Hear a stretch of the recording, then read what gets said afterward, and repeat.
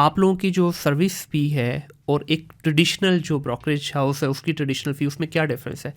मेरा ख्याल है कि ये सोच का डिफरेंस है। अच्छा। देखें, ये सोच का डिफरेंस ऐसे है, कहते हैं कि how you come to the idea.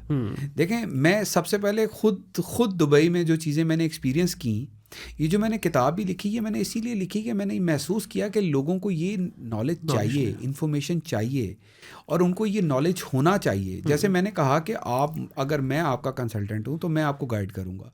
अगर आप मेरी किताब पढ़ेंगे तो आप सेल्फ रिसर्च भी कर सकते हैं, ड्यू डिलिजेंस भी कर सकते हैं, आप सब कुछ खुद भी कर सकते हैं। तो मैं आपकी बात से ये समझाऊं कि अगर लेट्स से मुझे कोई प्रॉपर्टी यूएई में लेनी है तो आई डोंट हैव टू पे डबल कमीशन, कि आपको भी मैं पे कर रहा हूँ एज अ कंसल्टेंट और फिर ब्रोकरेज हाउस को भी पे कर रहा हूँ, ऐसा नहीं है? नो, हमारा देखें, दुबई में we don't charge a single dirham from the client. Okay.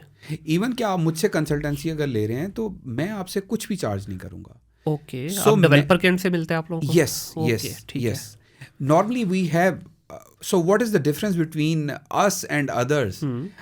हम समटाइम्स आपके लिए वो फैसिलिटी भी अरेंज कर लेंगे जो शायद आपको ट्रेडिशनल मार्केट में अवेलेबल ना हो। फॉर एग्जांपल, मैं एक एग्जांपल के तौर पे आपको बता देता हूँ कि हमारा एक क्लाइंट था, उसने एक इन्वेस्टमेंट की और उसने कहा कि things goes south on my side, और मैं अब 6 महीने इंस्टॉलमेंट नहीं दे सकता। So we get an instalment holiday period for him. ये एक नई टर्म है, बल्कि ऑफ कैमरा हमारी बात भी हुई थी इस पर। ये थोड़ा बताइएगा, ये हॉलीडे पीरियड क्या है, क्योंकि यहाँ नहीं मिलता ये।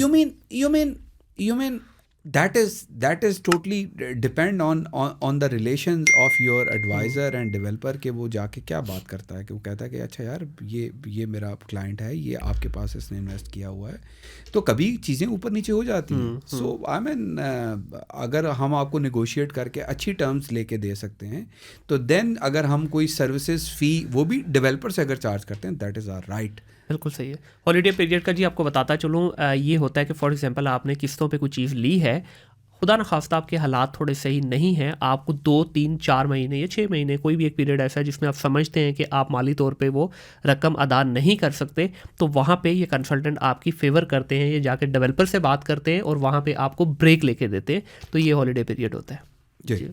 तो इसमें सर, जब ये कोई भी शख्स अपना माइंड बना लेता है कि मुझे प्रॉपर्टी लेनी है, अब आप बताइए कि ऑफ प्लान में जाना चाहिए या रेडी प्रॉपर्टी में जाना चाहिए? फिर उसके बाद दुबई तो एक कितनी कॉम्प्लेक्स जगह है कि वहाँ पे उन्होंने जोन बना दिए हैं, डिफरेंट रीजन्स बन चुके हुए हैं। फिर आगे फर्दर इसमें ये भी आ जाता है कि कुछ ऐसे भी रीजन बना दिए उन्होंने जो कि स्पेसिफिक है, वो उस इंडस्ट्री से रिलेटेड है।